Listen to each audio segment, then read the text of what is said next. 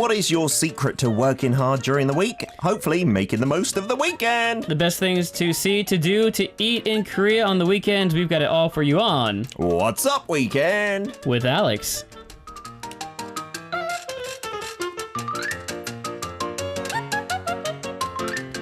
I feel we need to be very silly when this music comes I know. on. Falling over doing slapstick humour. Doo-doo-doo. Like a smack in the head, Bugs Bunny style with an anvil landing on my foot or something. I was panicking because I was like, I don't hear my voice. What's happening? Oh. I didn't plug in the headphones. Oh, I see. But We're not very technical, me and Alex, I don't think. We can make an entire YouTube video series, but we cannot Plug in a headphone. Yeah. Do you know, the other day I was eating a curry and I wanted to watch some flicks, and I was in a restaurant, and so I needed my headphones. Yeah. So I took them out, and I was looking at the bowl of steaming curry in front of me. I put the smartphone on the other side of the plate, and I was like, don't drop your headphones in the curry. That will be really silly. And as soon as I pulled them out of my little headphone bag, this one fell in the curry, and now it only half works. Like, I can hear my voice, Oh but my it's not as gosh. loud as this side. So it makes me feel like I'm deaf, so I've taken this out. Any cures for curry-dipped headphones? Yeah. Smells of curry a little bit. You go to the store and buy a new one. I should do that. Because I think I've had like broken earphones, I guess, before, and you just kind of spend all this time trying to like change the wiring a little bit, and you waste like 4 hours and just no. It's not worth it, is it? No. You know, I learned, because we work in broadcasting radio a lot, right? We use headphones a lot. I used to buy expensive ones because I was like, this is my work, you know? Yeah. But I broke them or I lost them so often. These are $6. They're from the L Electronics manufacturer. Yeah. They're amazing as well. Get another one. Yeah, all get another right. one. Yeah, I will get them. I would like to shout out the people who are on the chat. Thank you for joining us. Also, I like the fact that we've maybe started a dogs versus cats battle How did this happen? based on my last video.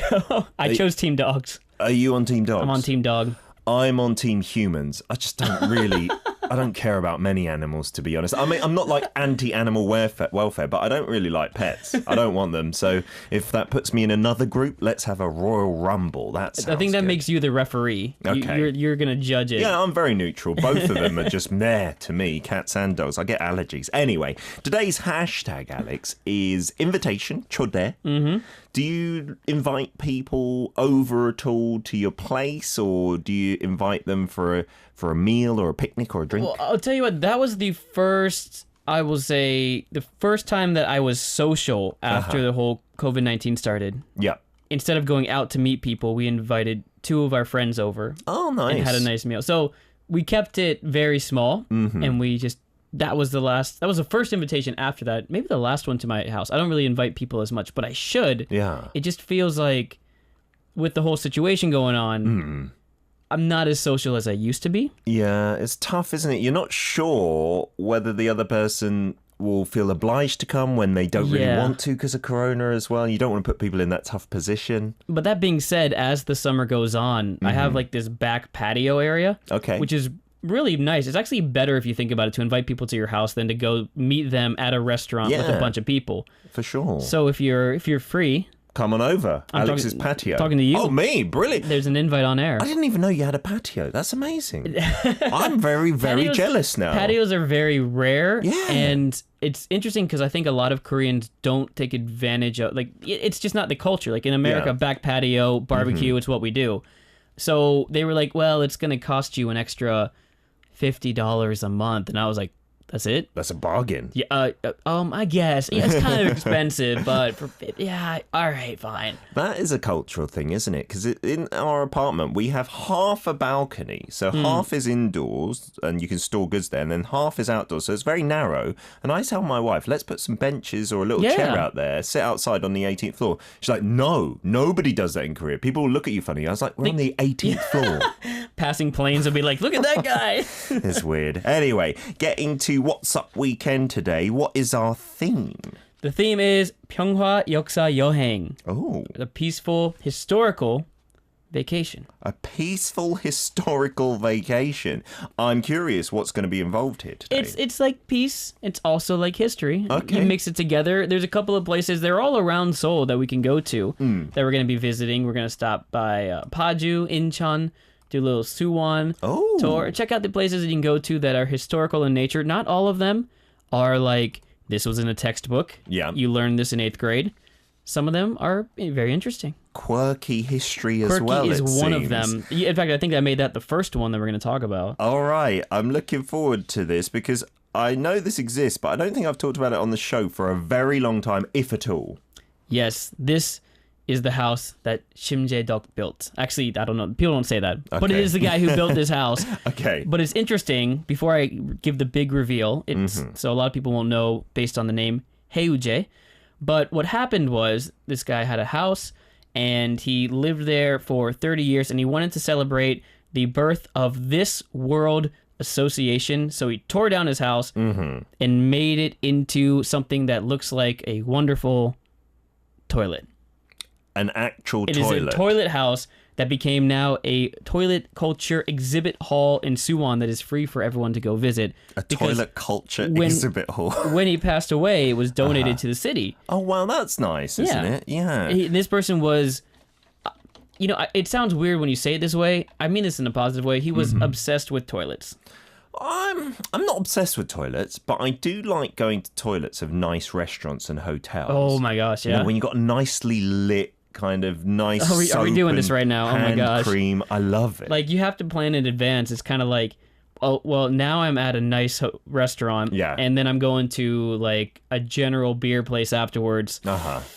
I got to make sure, I got to hit this one up first before I go out. Yeah, use this toilet, the nice one first. But this place is so cool though, because you get to see like the old toilets as well. Like they have like a sample of what like a Joseon Dynasty king would sit on. Oh, really? That's kind of cool. I don't know if it's sit on or levitate over. I'm not actually sure how Yeah, I don't that think was there was done. much physical contact. Yeah. I guess that's better for hygiene as well. Oh, it is. It's The much old better. style, right? The old style, the squat position, Mm-hmm. the hoverboard, if you, I don't know what to call it, is better for your insides too. It helps everything move through. I've done my best to avoid that. Mm-hmm. It scares me. Yeah, I don't know where to put my trousers. Like, do I take them off completely, wrap them around my ankles? It's like the right way to do it, but Mm-hmm. growing up in the West, we kind of like, we're just not sure what the rules are. And it's not something you ask your friends either. Yeah. You're not like, How do I do this? hey, can you help me with this one? Here. You come into the toilet with... we still have, not as many now, there's certainly a dying breed, the hole-in-the-floor toilets at Yeah. some places, right? Yeah. And again, they're healthier, they're better, less contact. I mean, perfect for COVID-19. Yeah, this is true. That's good distancing there. Untacked, isn't it? Yeah. So this, I'm looking at a picture of it. Yeah. It's not like a complete toilet replica. It's like a kind of modern take on it with some windows in it. It looks lovely, actually. It looks like a toilet without the back, yeah, basically. There's no lid. So that's kind of the design of it. It got all the flags on the top of it. It's got a couple of stories, which basically you can go in there and you can see old toilets. Mm-hmm. You can see some other, like, you can learn things too. They have the projects around the world where they're trying to bring sanitation to areas that normally didn't have it. Yeah. So you can learn about how toilet sanitation is helping to protect people from viruses, from diseases that spread much easier. It's very educational, isn't it? Of course, you can learn about his life as well. You can learn about a lot of really cool things and see the pictures of all like the World Toilet Association meetings. I didn't know there was a World Toilet Association. But toilets are very different here in Korea, from the hole in the floor to the You're bidet. about to say the hole in the wall. That's like, a bit weird.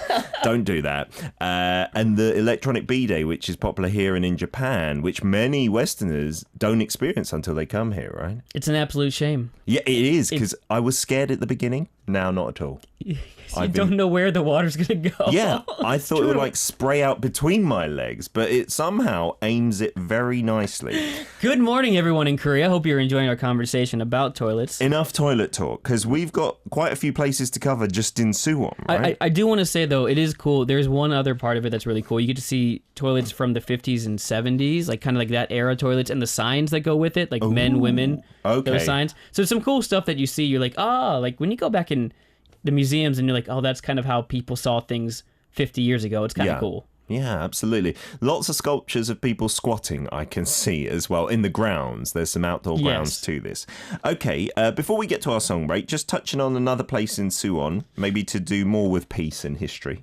Well, one of the places that you do have to go to, we've talked about a lot, so maybe just talk quickly about it, is the Hwasong Haengung Palace. And the Haengung Palace is basically, it was built for the king's father, like to show like how good of a son I am. And it's the fortress down there. It's really cool. You can go down there. You can shoot arrows. You can do a lot of different like activities. You can go on like they have that trolley cart that goes around it. It's just a really cool historical spot. Because we have one more minute, I would say, because we talk about that a lot, right next to that, when you go down towards Paldalmun, you get the Suwon Hengunggil handicraft. My English is off today. Street, but that's like a really cool street that has a bunch of unique cafes and a lot of just handmade items. Some of them more traditional, some of them more modern. I didn't know that existed. Exactly. People kind of, you just hit the main spot and then you just move on. So there is a really cool spot there as well. So we started off in Suwon. We've actually got 3 more places to get to before we move on. Oh, nice. Hwasong, I think we've talked about it before on Travel Buff when you were doing that, Alex. So we have bigged it up a lot of the time, but please go and search it. And if you come to Korea, it's very close to Seoul. No traffic, maybe in like 30, 40 minutes on the bus. And where you do the archery, that ground is really nice and open. It doesn't feel like you're in a proper big city or anything. I love that place. Let's get to a song from Paul 4, and we'll be back with some other spots to hit up on our Peace History Travel. This is 여행 or Travel. Alex with our infomercial, as ever on a Thursday, and we just employ your voice when you're not here on the other days. Well, it's kind of fun. People don't know that in the studio next to us, we have the live band making the music too. So absolutely. We'll every day. Why we don't just record it and play it, I don't know. No idea. Lots of messages coming in. Emmy's with me on the Team Human front there. Cats, dogs, no thanks, just Team Human. And you also said about the toilet exhibition culture place. Well, that is unique. Yeah, so let me give the name of the place again. Siska, thanks for reminding me. It's Haeujjae, but actually, if you just look for Mr. Toilet House. Mr. Toilet House. Or Mr. Toilet House Museum. What a name. It just says what it is. You know what you're getting into. Yeah, and to be honest, right, we're looking at photos of it aerially, so you can see that it's a toilet, it's got a hole in the middle and stuff. But if you're on ground level, it just looks like a kind of cool curved building. Yeah. You wouldn't really be able to tell too easily. Unless you go to the top. Yeah, I think you can go, right? There does seem to be railings up there as well. It looks lovely, actually. I highly recommend going here. We got a few more messages as well on YouTube. Sid says, last time I was in Japan, it took me 15 minutes to read the toilet instructions. Oh, the B-days. We do have some complicated ones here as well. If you go to a nice hotel, like 100 buttons. Yeah, they have like pictures, but you're not really sure because it's like on the bathroom door, it's obvious. We decided that person in suit is man, person in dress is woman. Sure. But when you're in there and you're looking at the buttons, it's like, that could be me? Is that me? Yeah, there is a button, isn't there, that I might have accidentally pressed, which I think is for women generally, right? Yes. But what's the difference? Isn't that side... I did biology, so I should know. I don't think there's a difference in that number 2 side of things. I'm not willing to admit what I don't know. Yes, and so absolutely. Just push the other one. I just know what you mean. Yeah. I've been there. There's like a hairdryer as well for the back as well. Joshua's, sometimes gets a bit hot. Yeah, Joshua says, toilets with bidets scare me. I feel compromised when I use it. They did. They scared the heck out of me. I didn't know what I was doing. My kids still are scared. Really? Like, they ask us to unplug the bidet in our house, just in case. In case a ghost, like, just... like sprays them. So I don't know how to introduce it into their like culture of acceptance. And Siska also says, in Japan, I was confused with the electronic toilet because one of the buttons played music. Really? That's not something we've got here, I think. I would like a musical bidet. I don't think I would, because it'd be like, hey, everybody, this guy just finished. Woo! Oh, that's true. But maybe while you're doing your business, you don't want to hear the plop plop. You could turn on the music then. That's a good idea. I don't know. It's all getting a bit toilety. And Nura says, toilet talk early in the morning, nice. Need to visit it now. It's healthy too, right? Don't hold it in either side. That is the medical advice, I believe. Tip of the day on radio. Yeah, because bidets come from, like, I think old European aristocrats, and they used to have a separate basin for it completely. But it's much more efficient the way we do it in Korea, where you just have it on the toilet seat. It's all built in. There you go. It's pretty cool. Okay, so enough toilet talk. We talked about some other great places in Suwon.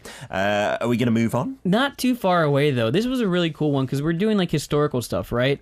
Well, this, learned about late in my stay here in Korea, a place called Hwasong. Well, I mean, we mentioned Hwasong Fortress, and they have the Hwasong tombs out there. The royal tombs are out there. That's one thing you can do. Gangleung, which is the tomb of King Jeongjo. And like in that whole area in Yungneung as well is where his parents are buried. So like there's some really cool tomb areas if you like walking around and seeing those areas. Another spot though, this is where it gets really interesting. There are a couple spots that are historical in kind of a sad way. So there's two spots I can talk about right now. One is the Jeamni Church, and that is where it was during the Japanese colonial time, and there were a bunch of Koreans who were basically rounded up and put into the church, and they burned the church. Oh my goodness. Yeah, I know. Awful. It is a terrible one, and this is kind of related to the March 1st movement in 1919, a very important part, but basically they were rounded up. They burned a lot of the village, but of course they really murdered people in the church itself. So they've actually rebuilt the church next to it, and there's a memorial there. Yeah, there were many atrocities during Japanese colonial times, but that seems rather extreme, even amongst all that bad stuff that happened. But the U.S. wasn't perfect either, because if you go to Maehangni, which is out there as well in the Hwasong area, this is where U.S. airplanes would use as a practice range for bombing. Oh, wow. But the problem was, of course, not just the natural damage that went to the environment, but a couple of mishaps happened where villagers were killed by bombs that were dropped in the wrong spots. Goodness gracious. So another sad spot. You go there, though, you can actually see kind of like a memorial. You can see like the bombs itself, like the actual shells of the bombs. So it's interesting to see, to go at and reflect that. And to maybe appreciate the peaceful times we live in now, right? Very much so. This happened after the Korean War when the U.S. was using it as a place to practice. Wow, yeah. There are loads of like empty shells and stuff from the bombs on display there. I'm pretty sure it's in Korea. I've driven past on the highway some places that they use still for like aiming practice, I think, for helicopters and planes. They've like got a big target on the side of a mountain. You'll see them on the news reports when we do the training drills with the U.S. Because we still need to keep on our toes due to North Korea, right? Yeah. Okay, moving away from the Suwon area. We're going to go to Incheon, but mostly focus on the Ganghwa-do area. You've been to Ganghwa-do, right? The massive island out there. You might not even notice it's an island. I don't think I did. Like, it's next to the ocean, and it's sort of cut off a little bit from mainland, sort of. But you just drive over there. You just drive over it like a river. And basically, this is an area where you can do hiking, pensions are pretty popular. There are a lot of MTs. I went on a teacher's MT, which is called membership training, or like a retreat, team building thing. I've gone out there with them for that. That was really cool. I've caught eels. It was an eel farm, and we just messed around with catching eels. Really? You use the net, but someone tricked me into using my hands. Like, oh no, it's normal. Totally grab this. Oh, it's moving. It's slimy, and it was just terrible. Those eels to eat, I guess. The eel farm. Yeah. Because chango is seen as such a health food, isn't it? We had that out there, and that was really cool as well. So you go out there, you enjoy the west coast, the ocean, but there's a cool historical things you can see while you're there. We'll go back to another spot that is not as happy in the history of Korean America. I guess since we're in a time period of reflection on our past. Yes.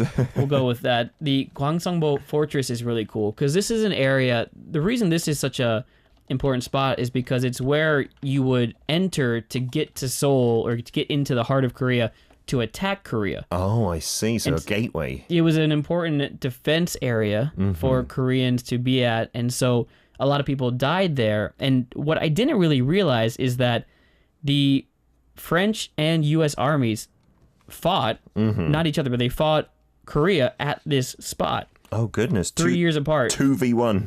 No, not together. 3 years apart. 3 years apart. So France went first. It was in 1868, and the U.S. invaded in 1871. Yeah, we've heard stories and we've told stories, especially about the French, because they stole some artifacts from Korea at that time, and then they've been slowly being released back to Korea. Yeah. Well, the U.S. in that battle, the U.S. had a lot of firepower, and a lot of Koreans lost their lives. All of them actually did, and only a few Americans, because it was just kind of a bombardment. One way, but they stole like the banner of it, and it's come back to Korea, but it's come back to Korea on lease. I've heard that from France as well. Yeah. It's a really tricky subject, isn't it? Because if we took away everything, there'd be nothing in the British Museum for starters. Yeah. But I think maybe the home countries do deserve their things back, right? It's like, then what do we look at? It's not yours. Yeah, we stole it legally. No. But this is a really cool spot. So it's a fortress that's kind of near the waters. There's actually a picture of it somewhere of like a bunch of people. I think there's like American forces on it. But basically, it's just a cool spot you can look at and relive the history a little bit of what it was like to defend Korea in the 1800s. Yeah, and these gates, like we talk about Namdaemun as being really famous as well, they all look like kind of versions of that. And this in the countryside looks really picturesque as well. You don't have all the buildings around this one. I think that's kind of the cool part about it. It's peaceful, isn't it? Sticking with Gangwon-do. So just going to the War Museum, you'll learn a little bit about why this is such a significant spot. It's not only about the French and the U.S., which, those were kind of skirmishes in a way because they weren't full-on wars. Sure. But, invasions from, mainland China that would come in too. So you learn a lot about Koreans' history on the peninsula as like this important... this area is an important gateway that they had to protect. So if you go to the museum out there, that's a really neat spot as well to just stop in. Yeah, so it's like right adjacent to Kimport, this island. And it is a massive island. It'll take you a long time to like drive around there. And sometimes, because I think there's only a couple of bridges going there, on the weekend it can take ages to get in and out. So I recommend going early or rather late. We'll get some more music. We'll talk about some more places on this peace history trail. Sumusal next. Crazy weather. 날씨가 미쳤어. With Alex in the studio. We do have to add the caveat that this all is more suitable in post-Corona-19 times, of course, but we still don't have a completely strict lockdown here in Korea. Some of these places, though, are kind of walking around outdoor museum-type places. The memorials, those are the places that they sort of recommend that we go to. Yep, absolutely, and outdoors. So if that's the case, then it's worth checking out. Yeah, I think maybe the War Museum might be part of those government facilities indoors that is closed as well. I'm just checking out the new case numbers today. 56 new cases. So it's not a good thing compared to like 2-3 weeks ago, right? Well, it seems like we've flattened the curve. If you go all in on it, you can bring it down to almost zero, right? And we've done that before. And now we're not going all in on it, and it's around 30 to 50 basically right now. And makes me a little bit nervous. It kind of makes me want to go back down to like a 2-week shutdown. Sure, like a complete kind of shutdown. But it's different because you and I, we get like a pass because we're considered sort of essential in the sense, because you deliver news, right? And you deliver information, and it's like ours can't be done at home. I mean, I could call you from my home, but it'd be really weird. It wouldn't be as good. People want to see your pretty face in the studio. That's what it is, right? Your face is essential. They just want to see us matching our shirts with blue today, that's all. Absolutely. Let's see our matching shirts. Just take notes if you're not in Korea as well, and when this is all over, you can come and visit. A couple more messages to read out. We've got one here from Siska saying the Suwon Fortress, it's actually down near Chef Ryan's farm, who used to be a guest on our show. Nice city that I should definitely explore more. Yeah, I mean, lots of people commute from Suwon into Seoul, right? Yeah, I think it's definitely an underrated place because a lot of people that come to Seoul as foreigners, they will go to the fortress and go back. Yeah. But really, there's a lot of cool stuff down there. They've got the chicken alley. They've got the handicraft. I can't say that. Handicraft streets down there. And the Yangnyeom galbi there is very famous. You know, the marinated galbi that was in that film. What was it? Extreme Job. Yeah. So now Kukkan Jigop. Now they have the galbi sauce chicken. I still haven't tried it. It's pretty good. I want to try it. It's pretty good. I have to admit it. I love all fried chicken. Yeah. Put anything on it. Underrated spot because you can spend a day there. Like you spend 2 days there. So. Because you can it's close, I just go to visit and come back. But there's so much to do there, it's worth checking out. Give it a try. This was a cool idea from Pico in the USA. That's the nickname, Pico. Okay. When I had my house built, I had them include an outlet by each toilet in the bathroom. My neighbors were very jealous after a big neighborhood party, and boom! They all experienced my bidets. They were very brave to do so. I mean, like, I guess what happens is you kind of, you start eating, you get the juices flowing, you get a little confidence from that. Maybe that's what it is. Use the toilet, go for the bidet. Hey, you know what? I want you to spend 20 minutes in that toilet. Yeah. Go crazy. Yeah. Joshua said the wall holes in the fortresses are for people to shoot arrows or for small cannons to protect the fortress. This is kind of a cool part too, because when you go there, every other one of them is facing down and one of them is facing out, depending on where you're shooting, like close range versus far range. Oh, that's really interesting. I didn't notice that. Yeah. And also, I want to see the turtle ships, he says, which are really cool. They are really cool. I think the last time I saw it, the replica, I guess, was in the War Museum in Seoul. Yeah, That's over at pretty cool. Yongsan, right? Yeah. That is definitely temporarily closed. It's up on this website here, I can see, for at least, I think, the duration of this weekend. Those holes in the fortress walls brings us nicely to Sarah also asking, does Korea have castles? And not in the traditional, like, British sense of a castle. Yeah. No. But I think the fortresses, that's our version with the palace inside, right? It's different. You still have this, we were talking about this in the break, you still have the same functionality, but what it's a bigger plot of land usually. Yeah. But you still have areas to host people. It's just, you've seen it, right? You've seen the Korean zombie drama. Yes, Kingdom. So we've seen Kingdom. And you got these open rooms, you can have drinks and guests there, but they have the outdoor platform, which I think is really cool, where they would have like makgeolli nights. Sure, that sounds cool. A makgeolli night at the palace. I mean, that'd be really cool. #invite to get. Absolutely. Chode.